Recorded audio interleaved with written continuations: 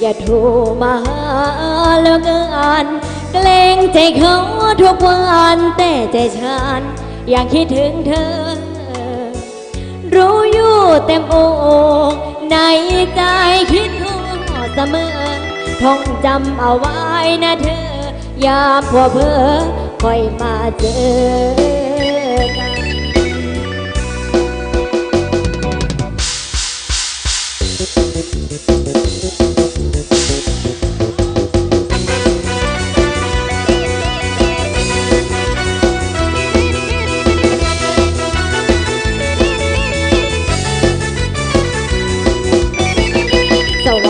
บัญชาหรือว่านรกเป็นใจที่ทำลงไปเพราะใจมันปรารถนา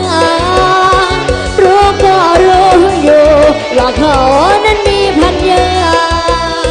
แต่ใจเราเนื้อไม่เคยจะลืมสักทีหรือว่าชาตินี้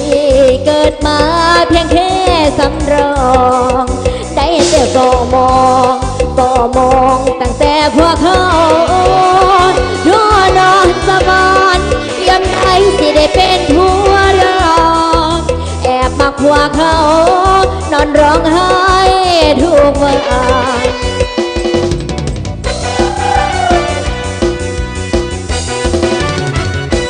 หัวเขานั้นมันน้อใจเอานี่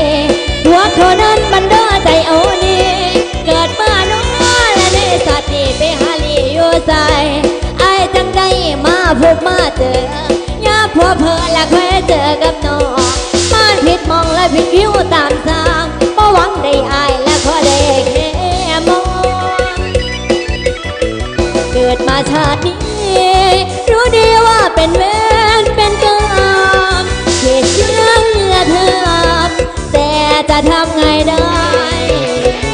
ก็รักไปแล้วเป็นว่าจะเป็นหัวเครื่องอายอยากบอกในใจว่าน้องห่างอายนี่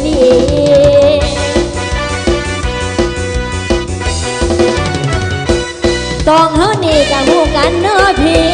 ต้องเฮานี่กับหูกันเนาะพี่ไอ้ก็มีเมียเจ้าสันบอนน้องบ่มีและผัวนอนอยู่ส่วนแต่เฮานั้นห่างกันโอเคนอนละเฮาหูกันเด้อโอ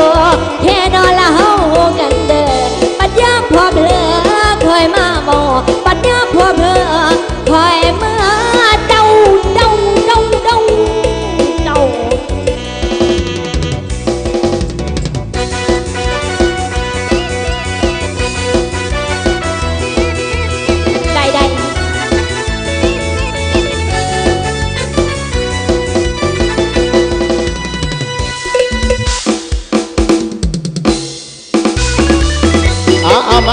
มาเรียกเขาเช็ค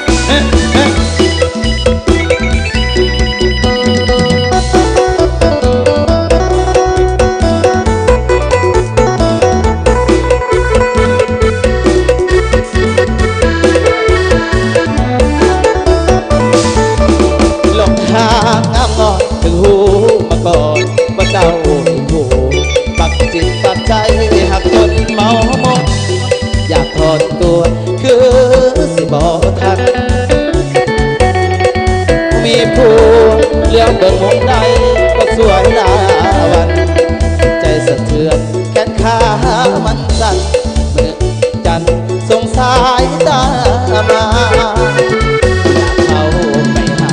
ย่านคนเขาสาว่าเฮามันสวยย่านคือลูกปืนของผู้เป็นผู้บอกการเหตุสวยคือจังคิดไว้หากบอกกล้าบอกได้แต่เก็บขังเอาไว้ข้างในกฎหมายวางออกบ่มีข้อใดเป็นชู้ทางใจบ่ผิดดอกนาหลงมักเมียเขาเป็นเว้ากระยานคนใดจำต้องคืนกินก่อนคงเงาปัญญาคิดฮอคิดได้ในใจอยากพิกับผู้อยากเข้าไปก่อนได้แต่คิด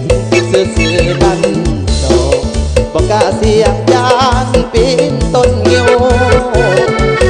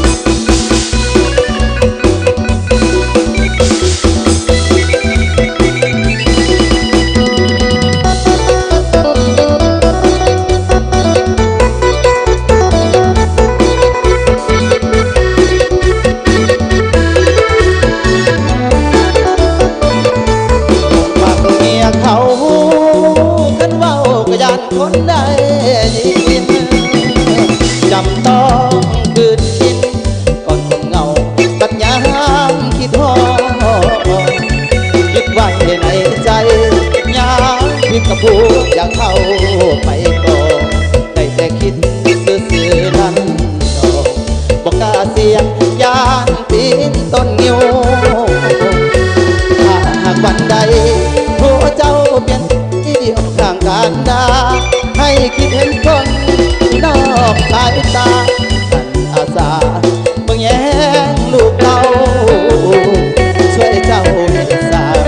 น้องเป็นแม่ห้างอายกะสิเอาเรื่องคดีอายบอกเลยว่ายินดีรับเอาแม่นเจ้าเคยมีผัวเรื่องคดีอายบอกเคยว่ายินดีรับเอาแม่นเจ้าเคยมีผัวเพิ่นขอมาสามซ้อนมักพวกเขามักพวกเขา